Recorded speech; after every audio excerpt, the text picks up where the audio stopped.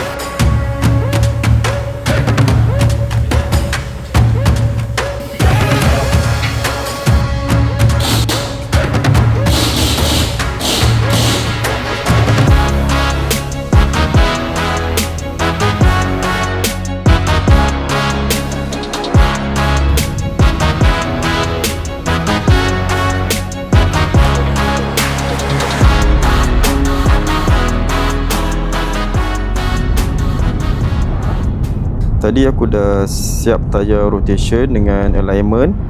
So bila aku dah bawa ni, aku rasa better sikit daripada sebelum ni. Sebelum ni selepas aku ada buat tayar alignment tayar, steering feedback aku masih sama. Dia macam walaupun steering tu aku letak straight, tayar tu dia sikit-sikit slow-slow dia akan makan juga, dia akan nak pergi ke kiri juga.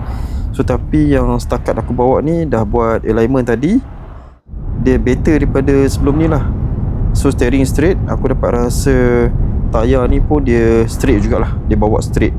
Tadi pemen tayar kedai ni dia ada bagi tahu aku yang tayar kereta aku belah belakang dah makan dalam, terutamanya belakang belah kiri dia makan dalam banyak kalau compare dengan yang belakang belah kanan. Tapi yang depan, duduk belah depan kiri kanan tu dia makan sekata. So disebabkan belakang tu dia makan dalam, foreman ni cakap untuk rotation dia tak boleh nak cross rotation lah. So jadi dia akan just tukar, kalau belakang tu kiri pergi kanan, kanan pergi kiri. Yang depan pun sama, yang tayar depan kiri akan pergi ke kanan, yang kanan akan pergi ke kiri. Jadi aku tak pasti memang teknik rotation ni macam ni ke ataupun ada cara lain. Itu aku tak pastilah. So dia juga advise aku untuk nanti untuk next time kena datang awal untuk buat tayar rotation. Mungkin dalam 5,000 km dah kena buat. Dia kata sebab apa kereta aku ni makan tak sekata yang belakang tu, dia makan dalam banyak sebab aku buat tayar rotation lewat. Dia kata kalau aku buat tayar rotation dalam 5,000 km, mungkin dia boleh buat cross rotation lah, lagi better. So tapi macam mana pun tak apa, cumanya hopefully tayar aku ni masih boleh guna untuk tempoh yang lama lah. Aku tengok juga review lain. So ada yang tayar EV tak sampai 20,000 km dah kena tukar. Terutamanya EV macam Zeekr 7S, sebab berat dia tu memang sangat berat, hampir 2.5 tan. So jadi kemungkinan akan cepat botak juga. Dan juga satu lagi disebabkan insta torque daripada motor EV tu sendiri yang menyebabkan tayar tu cepat botak. So tak apa, nanti kita tengok bila tayar aku akan botak.